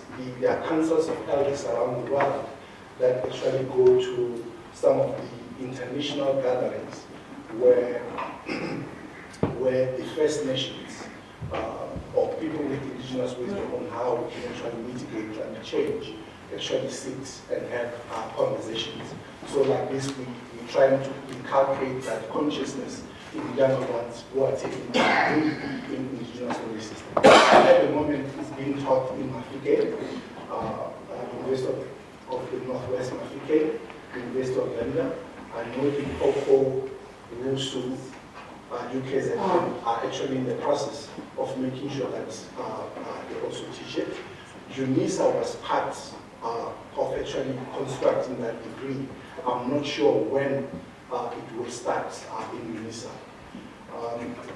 On the question of research methodologies, the reason why we came with the Bachelor of Indigenous Knowledge Systems, but also why we created the various sections on indigenous knowledge systems, is actually to liberate research methodologies in all fields, whether humanities, social sciences, and natural sciences. And of course, I didn't go deeper into that, into the various methodologies that we use. Rutendo can actually share with you more, because in her PhD, she demonstrates how we can actually not even move outside the box, but actually destroy the box altogether and use the various ways of knowledge production, whether the emerging ones that emerge out of her own experiences, or whether it's some of the research methodologies that actually informed by our ancestors, as I showed as well. So it's happening already. Don't despair. You just have to look around, and be adamant that this is going to be done. And thanks for your validation in terms of the work that we're doing. I would say it's not easy, as Baba said, for those who are in control, because they are being controlled by the children.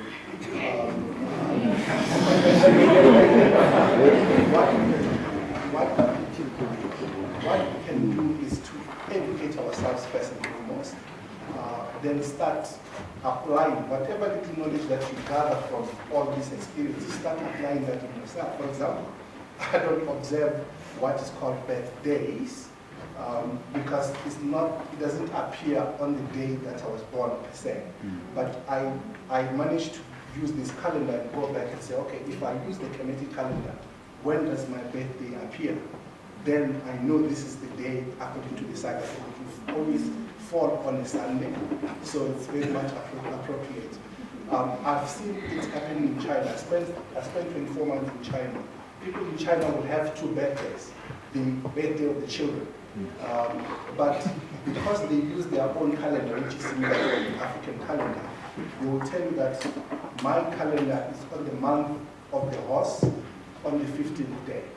And that is the same day throughout. So we can do these things, but we can also link it to the holidays, the bigger holidays. The equinoxes and the solstices that Baba is talking about that he showed us in September, March, December, and June. These are the times that in the ancient times, it was time off. Take time off, spend time with family or as a community, and start planning what's supposed to happen, whether in your own life, or whether as a family, or whether as a community. We're not doing that. We start planning for our resolutions at the right time of the year. My teacher says that it's almost like a man meeting with a woman on her menses, hoping that she'll be pregnant. It won't happen. So a good example is that we start school in January when we're supposed to start school in September. They start school in September. That's true. Yeah, in Europe. I studied in Europe. You studied in Europe. School starts in September, but we are the only ones that start in January. Out of the cycle. No wonder we go crazy.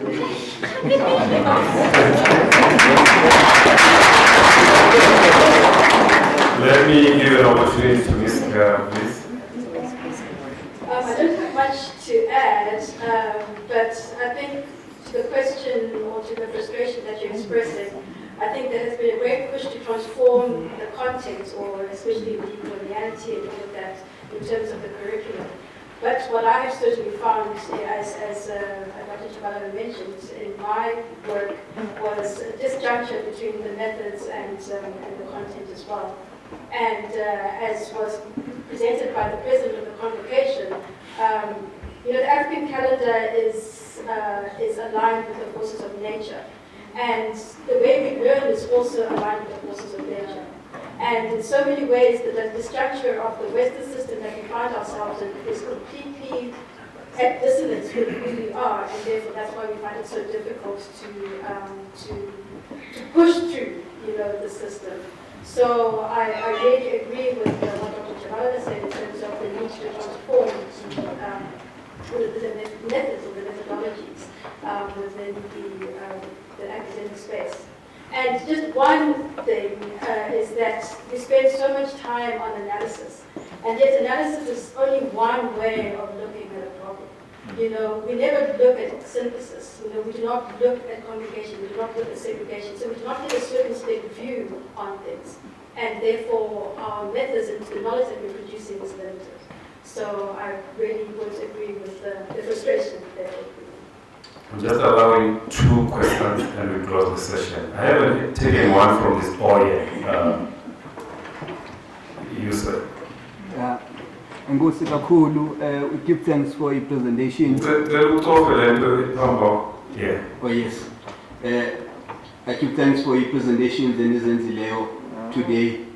I'm one of Abandu who've been celebrating the New Year of September for more than 20 years. So I'm fully aware the role in the development of the African consciousness, and also align with the universe around us. My only question from Buibuza, presenters, is the difference between the Ethiopian calendar and the Kemetic calendar, because there is the Ethiopian calendar, 11th September, and then there is the one on the 23rd. Yeah, yeah. The next question, there was an answer. Yes.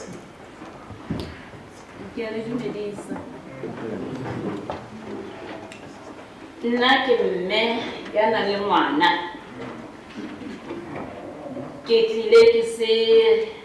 an academic. We've got a cry for Bana, as we say. Neki Bosamorena, Wakoneha, UNISA, it to say homeschoolers or homeschooling parents. Kabana Mabon. Thank you.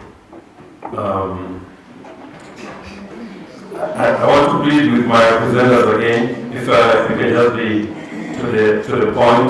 So the first one is about the Ethiopian calendar, the first question. The second one, can I give you that one? Leotis, Ama. No, the VPC. Okay. Okay. If you can take the one about Ethiopia, as a brief, to be embarrassing for me, we didn't cut it. Let's go straight to the point. Yes. Oh, the difference between the Ethiopian calendar and this calendar is that, the Ethiopian one is political. It's like maybe a group of people wake up one day that from today, this will be our calendar. Ours, it resonates, with nature. As the sun moves around the sun, as Earth moves around the sun. These are another thing, sorry, just to, what is important is that the difference or the distance between the sun and Earth, uma umhlaba nelanga sondele, ilanga pumps a lot of hydrogen on Earth. Then September, that is why September we call Umandulo, Kemet, the city, it is the month of renewal, the month of Asap, the green god, because the green god brings now that natural energy. That's why in September, everything starts greening. So it means hydrogen. In winter, from us, nothing grows. Young means. But the time it's pumping hydrogen again on Earth. That's what I want to Okay. Thank you very much for the explanation. Acting Vice Chancellor, Prof. Joe. The question was that how can we help mothers who have got children who are schooling at UNISA with their children? I guess. I'll have it here. Yeah, sure, the time is gone now. So please just explain it. It shows that Sesotho, we need to have it at lower levels of schools. What we're saying is we've taken, some of us, we've taken them out of what I call colonized education. I have here my son who has gone through e-primary. You spoke about things I don't even know, the SKA.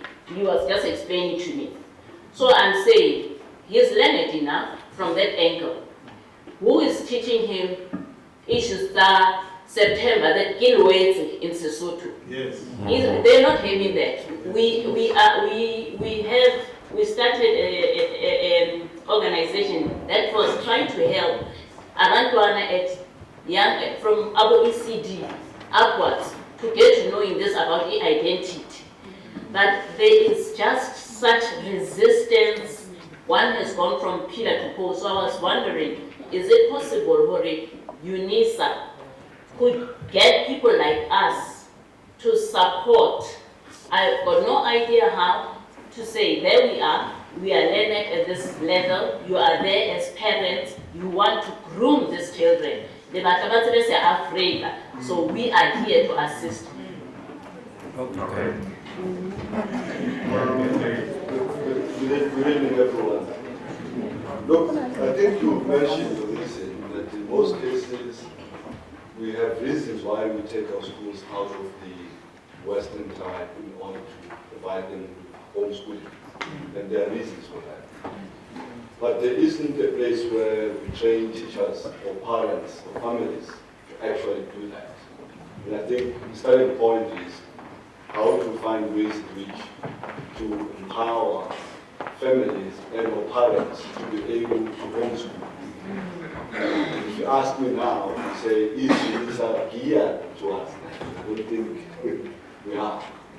But what you have raised is an issue. I know that within the context of children who've been through homeschooling, there's a process that they had Department of Physical Education enabled so that they can be certified to be able to progress either to university and so on. But how do we ensure the training of parents to be able to do that? My son did 3 years of homeschooling, but not by us, but in an environment that mimic a home and so on. So there are ways, but I'm not sure it will have to be something that we will have to work hard. I would like to hear more in terms of how we can get maybe a forum that can discuss these matters and probably come up with ways in which we can do that. And I think our College of Education may have an interest in, because remember, there is a proliferation of homeschooling. And so how do we support that as a country? And so it begins to be an issue that we have to look at. Thank you very much. I think we're rounding up now. So go ahead.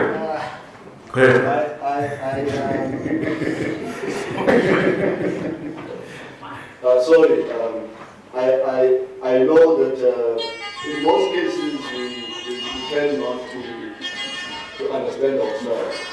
But I thought I'll play you a song that maybe will give you a sense of where we come from. You know? And it becomes important when you look at people, they might be looking differently, but actually in their hearts and how they feel is completely different.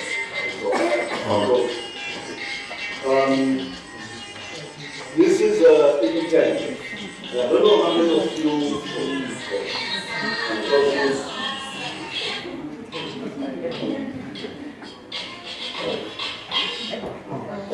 I'm talking and this is question. This is an intent. I don't know how many of you knows who Dr.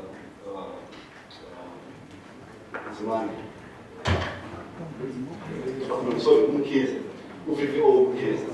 Some of you would know him,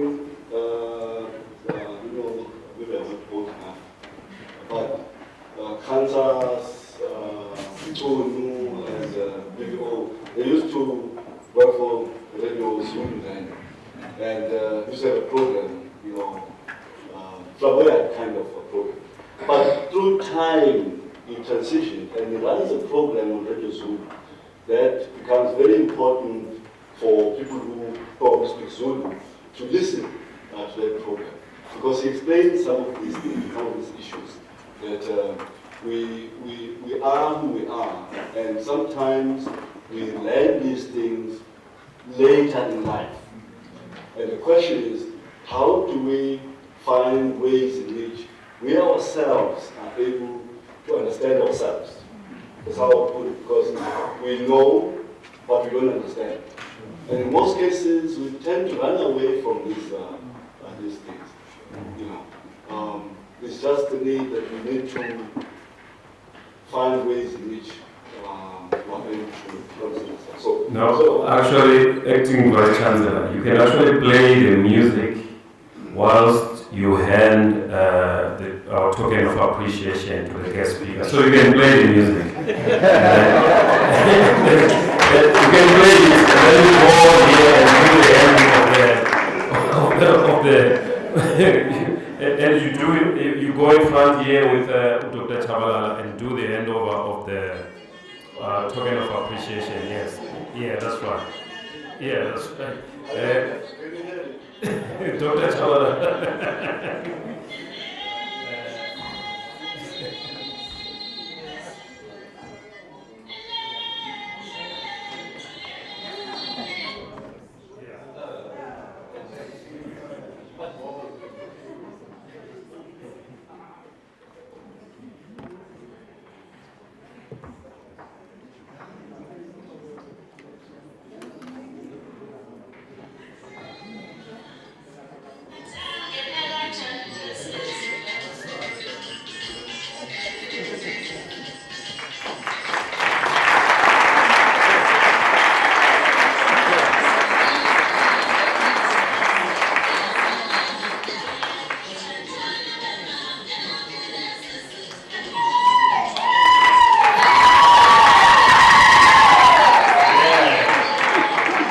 That's all I can now. You know, I think I really want to apologize on behalf of the university that, as you realize, we just changed the program when we arrived here because we saw that we have another source of, incredible knowledge. So, but we had only organized one present. So please, Ms. Ngara, our apologies and our apologies also on behalf of the convocation. We hijacked you and, we had not organized anything for you, but we really appreciate your contribution, especially. I think with those words, I would want to leave this time to Dr. Gulam, who is the registrar at UNISA. He will do the vote of thanks and also tell us if he managed to organize something for us to bite. I mean, it's very late in the evening. I hope he organized something. Thank you. Ladies and gentlemen, good evening, and thank you for gracing us with your presence this evening. It is indeed an honor and a delight to have all of you back at UNISA. I trust that you understand that our application period is commencing on the 20th of August, and many of you will be pursuing postgraduate studies with us, even postdoctoral studies with us, and we look forward to receiving your applications as we go forward. That's just a little plug for my division. Nonetheless, I must tell you that before I actually begin to do the vote of thanks, that I was quite inspired by the lectures this evening and the rebuttals that followed, and of course the questions as well. And it reminds me of being at university. This is such an erudite space. You sometimes think you know everything, you know that song January, February, March, it's different from occasional song, but then April, you learn these things at school, and then we thought, no, this is the sequence of the months. But today I've realized that I'm born in August and it's the last month of the year. So I'm looking forward to this particular committee calendar because I will be able to enjoy an entire month of holidays. But I have some depressing news for you as well as convocants. If you are a graduate or a diplomate, I'm going to have to recall all your graduation certificates. Because, as a registrar, I must ensure that the correct date is inserted on the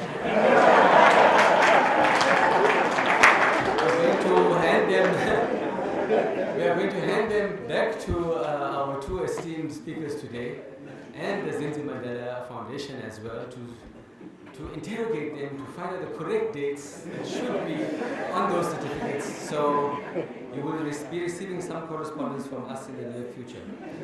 Before I do the vote of thanks, I want to remind you of your duties as convocants, and I will read from the statute that you are supposed to nominate members of the Convocation of Council.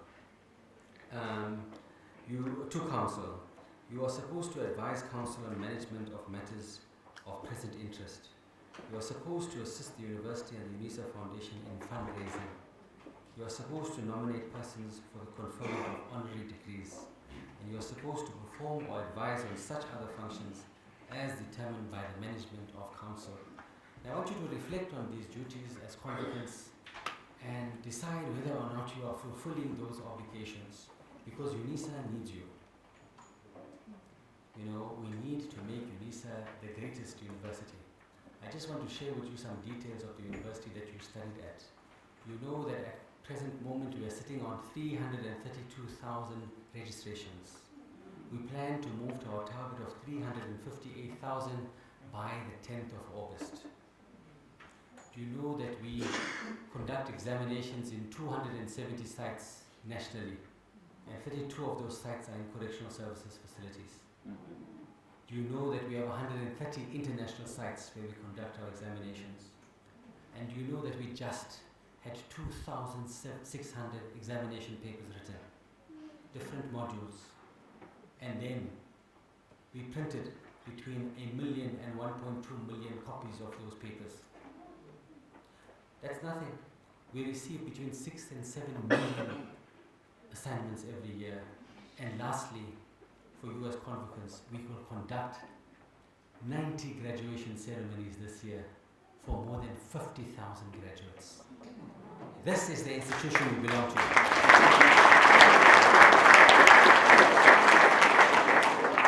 It is 1873, Professor Ndlovu, is that correct? 1873. That where UNISA was founded, in the form of a college, and we have advanced since then to become a great university, and only with your help can we make it greater. With that being said, as a backdrop, I must now perform my duties as the person to offer the vote of thanks this evening.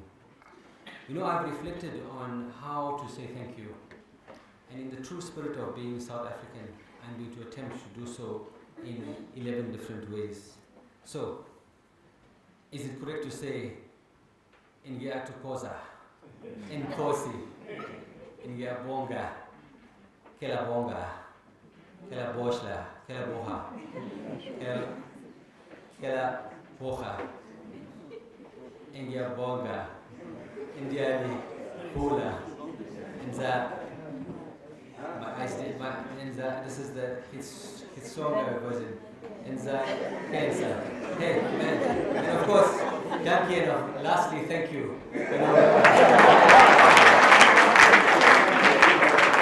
So it doesn't hurt to try and to make mistakes, because that's what education is all about. But thank you, Mr. Program Director, for an impeccable job this evening, for keeping us, almost on time and not coming between us and our supper for too long. And trust me, there's a good supper that we have spread out for you. As convocants, we must honor you, as I said.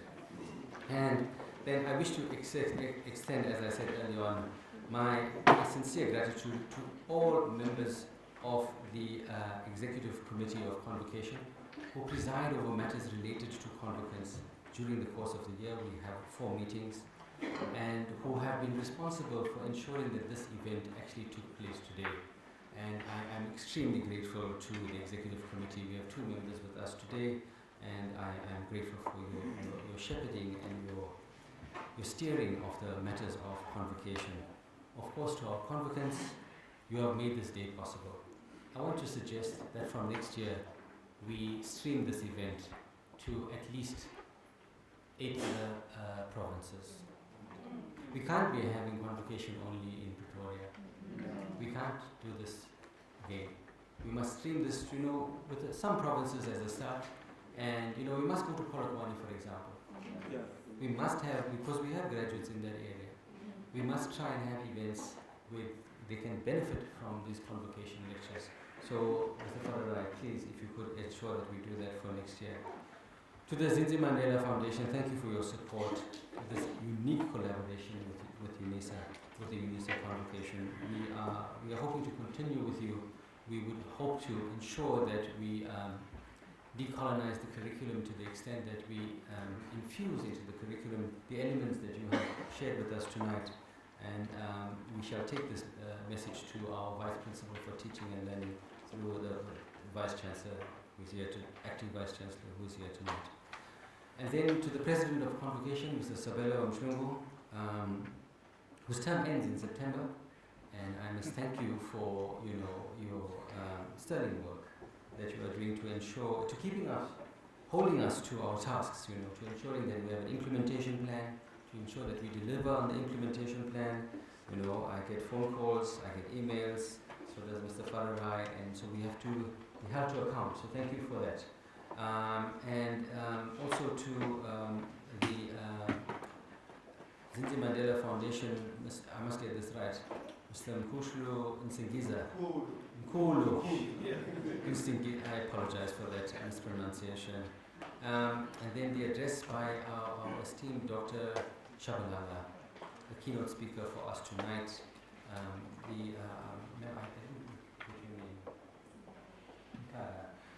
Thank you for your enlightening preamble to the keynote speech tonight.